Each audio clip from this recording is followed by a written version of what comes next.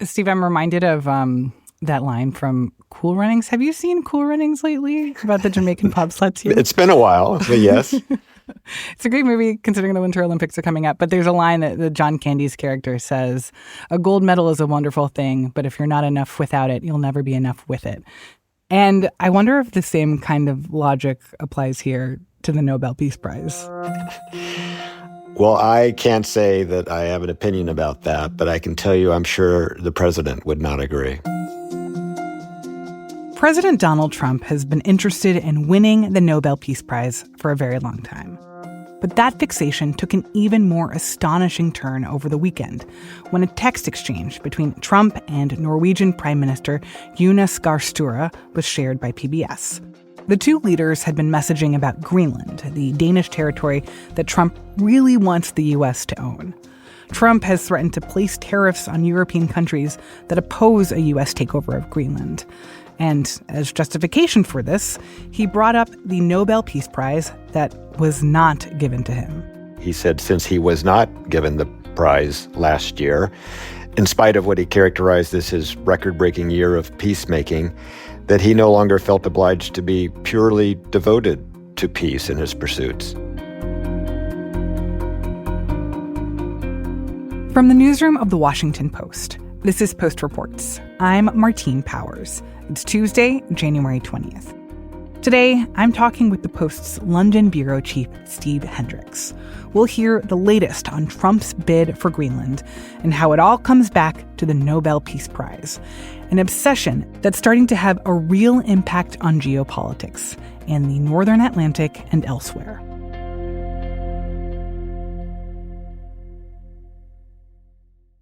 Steve, thank you so much for joining us. It's good to be with you, Martine. So, Steve, can you give us a little bit more context about these texts between President Trump and the Norwegian Prime Minister? Martine, this exchange of text happened as the controversy over Trump's ambitions about Greenland have grown from sort of a fringe geopolitical notion to a real transatlantic hurricane that's disrupting relations in ways we haven't seen even in this tumultuous year. Trump recently threatened significant tariffs on several European nations who were sort of daring to defy his ambitions to take control of Greenland by one method or another. And I may do that for Greenland, too. I may put a tariff on countries if they don't go along with Greenland, because we need Greenland for national security. So I may do that. The Prime Minister, Jonas Støre, sent a text to Trump, along with Finnish President Alexander Stubb, sort of normal diplomacy between heads of state, saying, let's talk. Let's talk about these tariffs. Let's talk about the best way to settle the status of Greenland. Let's talk about Arctic security. And Trump responded with the shocking assertion that Norway should look to its own awarding of last year's Nobel Peace Prize for an explanation of the president's behavior. Trump said, since your country decided not to give me the Nobel Peace Prize, having stopped 8 wars plus, I no longer feel an obligation to think purely of peace.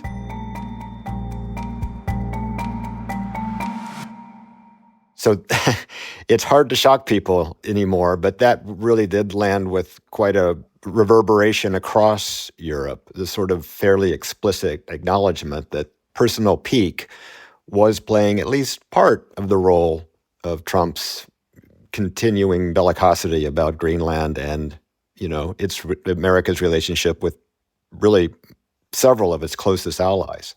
Yeah, I want to get more into some of those wider reactions to this text, but more specifically, how did Prime Minister Støre respond to that? I mean, what does he say when he gets this message from Trump that says, I don't care about peace anymore because you didn't give me the Nobel Peace Prize?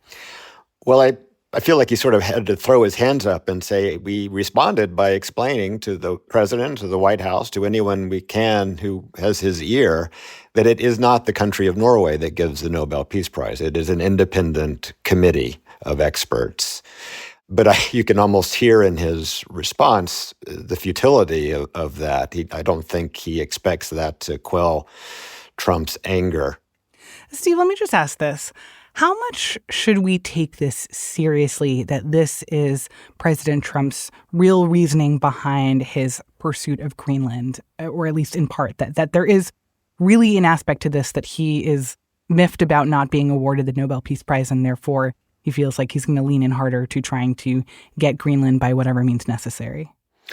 Well, there's always multiple theories about what this president does in any given situation, and it certainly isn't clear in this one. The explicit argument that the president and his national security aides make is this has to do with geopolitical strategic interest, U.S. interest, Greenland's critical position in the subarctic and Arctic as that region becomes more of a threat zone, given Russian submarines and Chinese missiles that may want to use that for transit areas. The melting of the ice cap in that area is opening it up in new ways to navigation for both positive and malevolent reasons. These are all things that security analysts around the world agree with. But Trump's relatively ferocious stated ambitions to take total control of Greenland raise a lot of questions about what's really going on here. And I don't think anyone outside possibly of Trump himself knows exactly. He's clearly expressed frustration about the Nobel Peace Prize. That's not new. He's expressed an interest both in Greenland and other parts of the world of acquiring the kind of strategic rare earth minerals that Greenland has to offer. I've talked to diplomats who think there might be some ideology behind it, an expression of American expansionism, the return of, the Monroe Doctrine, or the Donroe Doctrine, as it's been called. Mm-hmm. He can exercise that by taking Greenland because he probably can. Greenland is there for the taking in some ways. So the diplomats who are trying to reduce the temperature here, they really don't have a lot to work with because what they say is they don't know for sure what's driving it. And we've talked on Post Reports recently about this idea of Trump seeing himself as an expansionist president, as a president who's going to make his mark by making America physically larger. But just to be clear, I mean, when you think about either the Greenlandic people or the Danish people, neither of them have any interest in playing ball on this, right? Like, they are not open to negotiations about turning over Greenland to the U.S. That's what the polling suggests. Certainly Greenland's government has said that, and the polling says that something upwards of 75% of Greenlanders would not choose to be part of the United States. It's not that they wouldn't choose a more independent status than as the part of the Kingdom of Denmark, but there seems to be almost no enthusiasm for becoming part of the United States or ceding sovereignty or total control to Washington. And tell me more about these reactions from other leaders and how they too are trying to kind of support Denmark here and lower the temperature, get Trump to back off of this.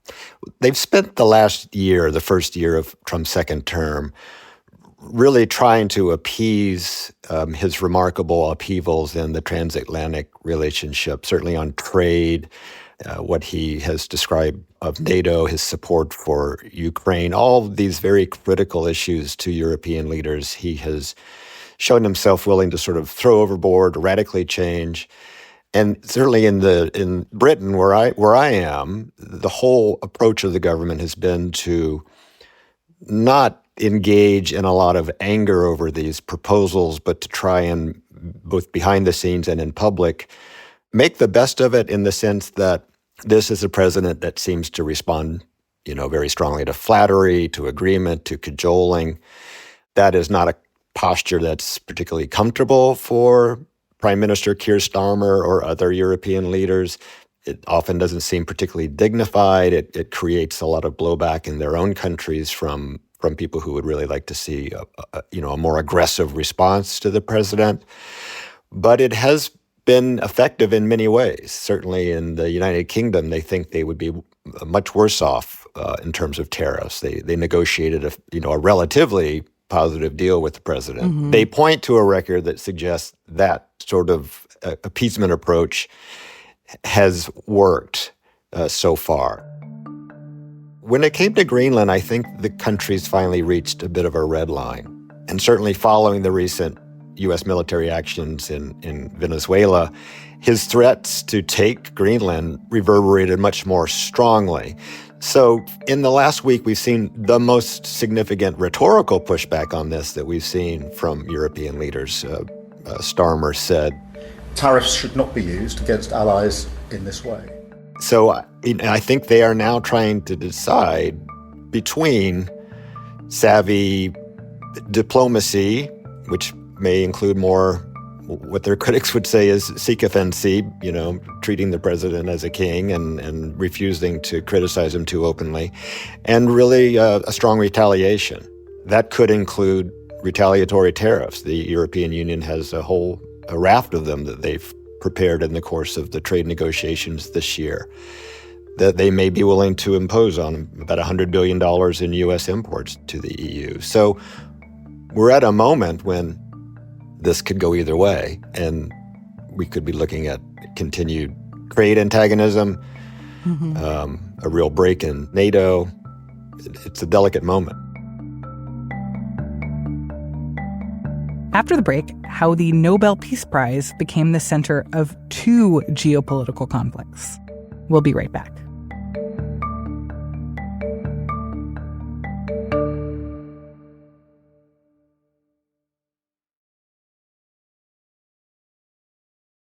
I think one thing that I found really fascinating about all this is, as you say, the stakes here are very high in terms of ours and other countries' national security, tariffs, the state of, world trade, and just like geopolitics in general, but also getting this kind of inside look at how world leaders communicate to each other.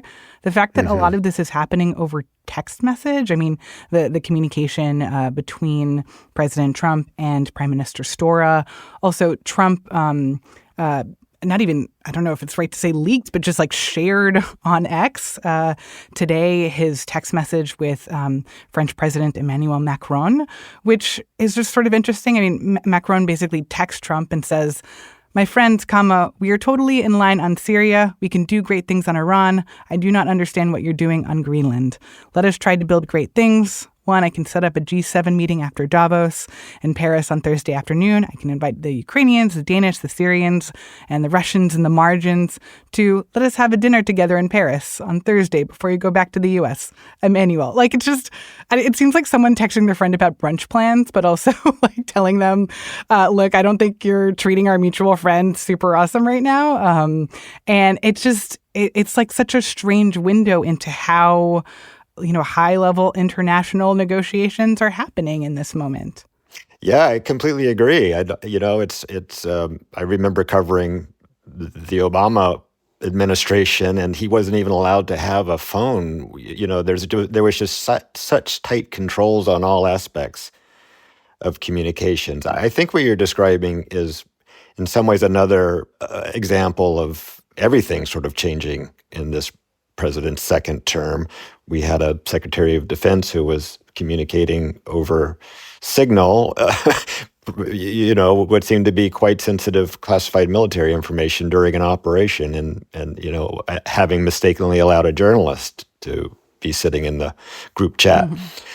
Also, I think it's, a function of social media's take over the entire world. All of our communications have gone that way. I guess it's not terribly surprising that these leaders take advantage of it, and some people think that's a good thing, that these kind of personal communiques are a way in which things get done. It's the digital version of the face-to-face chats they're able to have in rooms without their aides. But as we're seeing, they can become public, and even though these seemingly leaked messages from Macron weren't salacious, or some of the other dangerous texts that get out into the public, I'm not sure he wanted these words to be known by everybody. Yeah. Steve, I would love to talk a little bit more about the Nobel Prize part of this, because, as you say, it's been clear for a long time that President Trump is very interested in winning a Nobel Peace Prize, that he would see it as a feather in his cap of his presidency. And as he said in his message to the Norwegian Prime Minister, He didn't win the Nobel Peace Prize last year. That award was given to Maria Corina Machado, who people might know. She's the opposition leader of Venezuela who's been pushing for democracy in her country. This becomes relevant because fast forward to earlier this month when the U.S. enters Venezuela, captures the president and his wife, takes them back to the U.S. There's this question of why Trump isn't supporting the opposition leader, Maria Corina Machado, as the new leader of Venezuela.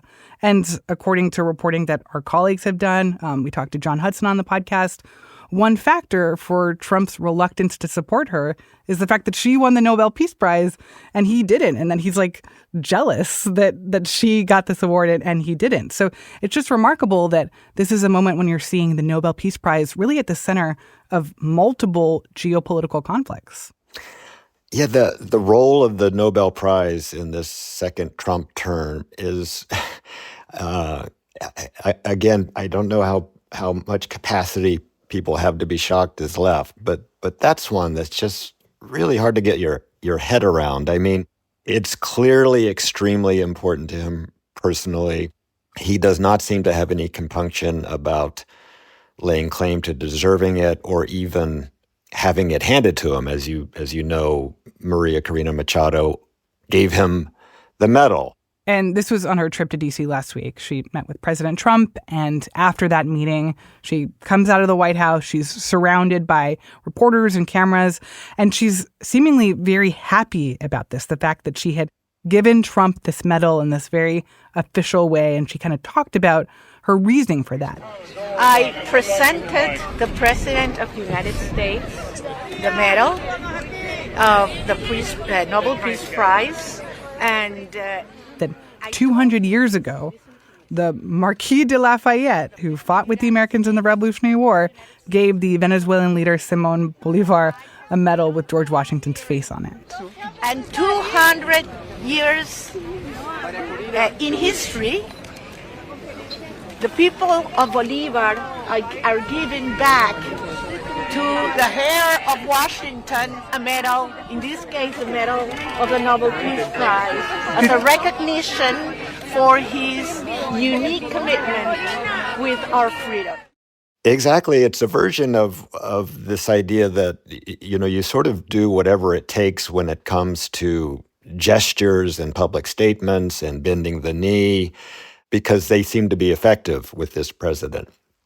And of course, that really does not go down well with people who worry about the erosion of institutional integrity and norms and, just dignity.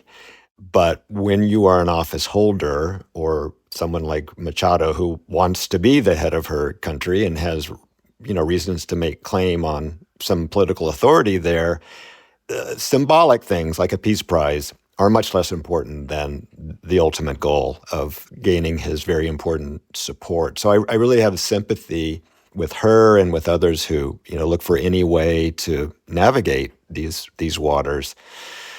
But I don't think anyone would have thought that the Nobel Peace Prize would play a role at the center of, as you say, two geopolitical conflicts.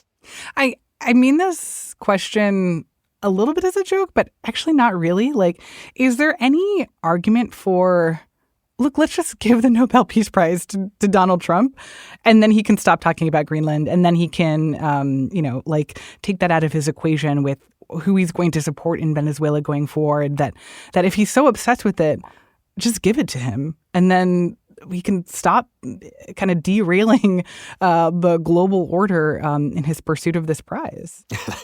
I've heard that argument, and there are people who say just that, and that the Nobel Peace Prize has already, over the decades sort of lost some of its, I guess the word might be legitimacy. Like not everyone loves every choice that committee makes. They've been accused of sort of trying to play politics themselves. It's something other than just a straight recognition of a peace-oriented achievement.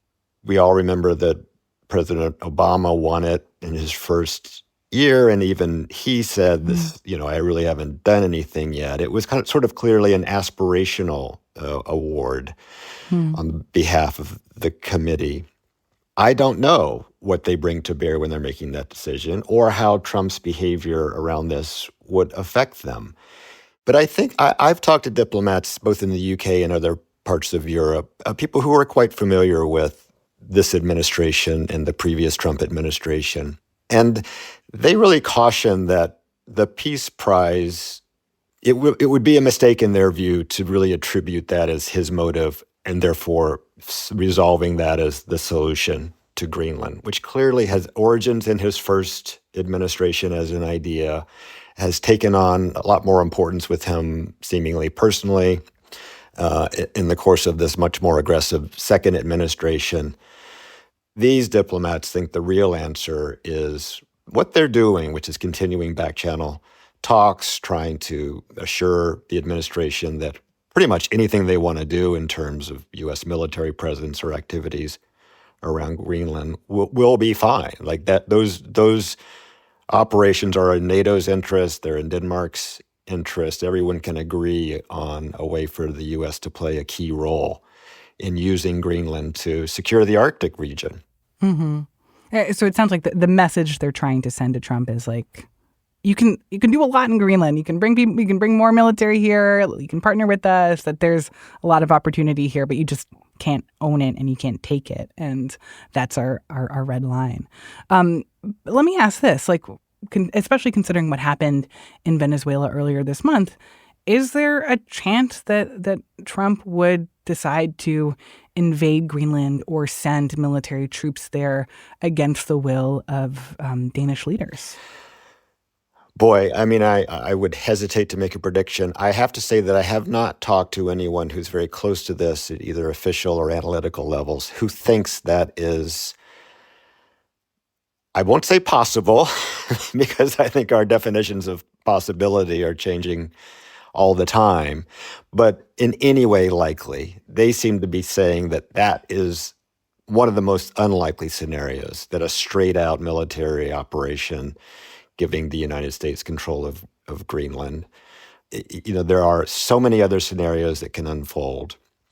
Actually, there are other ways for the U.S. to effectively take control. I mean, Stephen Miller, one of the president's top advisors, said on CNN after Caracas that there is no real possibility that Europe or Denmark will contest Greenland militarily against a United States military operation. The United States should have Greenland as part of the United States. There's no need to even think or talk about this in the context that you're asking of a military operation. Nobody's going to fight the United States militarily over the future of Greenland. One last question, Stephen. Doesn't make any sense. One last question. The president was very... I think he's right about that. I think a lot of people here have agreed with that. They're just logistically... Wait, the Miller's saying that if the U.S. went in, like that Europe wouldn't try to stop them? Effectively, yes. That there's he couldn't imagine, and he's not alone, any scenario in which Europe would go to war against the United States over the ultimate control of Greenland. And I think that's probably correct based on conversations we've all had with political and military leaders here. That's not the way that they want this to end, obviously. And there are just other ways in which it could go on and be resolved. But it's interesting to hear Steve Miller say that, because to me that sounds like a reason to do it, right? If yes, the Europeans are upset about what's happening with Greenland, but that they wouldn't go to war over Greenland, then I mean, if that's the understanding, it seems like that leaves an open door to say, okay, like if we were to send a bunch of American troops to Greenland, then the Europeans would be mad about it, but they wouldn't. It's not worth it to them to try to stop us. Yeah, that is a very shocking thing to say, and I don't think you would have heard that from any other administration. I mean, that is an example of how radically things have shifted, certainly in the rhetoric. But I think that there is an operating theory among diplomats here that the answer to all this is ultimately going to be some kind of agreement. If Trump can be clear about what would really satisfy his ambitions about Greenland, that there is almost nothing that the countries won't agree to. And that under this theory, there are other countervailing forces at work in Washington There are senior, members of Congress who have made trips to Europe to say, we don't agree. We don't think the American people agree. There are national security voices, even inside Trump's administration or MAGA world, saying, Greenland would be great, but the end of NATO, which is, not a terribly unrealistic possibility, the end of NATO as it's currently constructed, the effective end of NATO is not worth it. So, I think there are people who see all the rhetoric and all the storming language as the public face of what will probably end up being a negotiated settlement. Of what, I don't think anyone has a good idea yet, but this theory suggests that he can complain about the Nobel Peace Prize, he can say he'll take it by whatever means necessary, but that ultimately it's going to be some new status, some new relationship that will be settled and not militarily. Steve, thank you so much for explaining all this. Thank you, Martine. Steve Hendricks is the Post's London bureau chief. Today's episode was produced by Renis Svirnovsky. It was edited by Dennis Funk and mixed by Sean Carter. Thanks also to David Herzenhorn. If you're looking for the latest updates on this story and other big news every day, check out our morning news briefing, The 7. We bring you through the 7 stories that you need to know about every weekday morning by 7 a.m. You can listen to it wherever you listen to podcasts. I'm Martine Powers. We'll be back tomorrow with more stories from the Washington Post.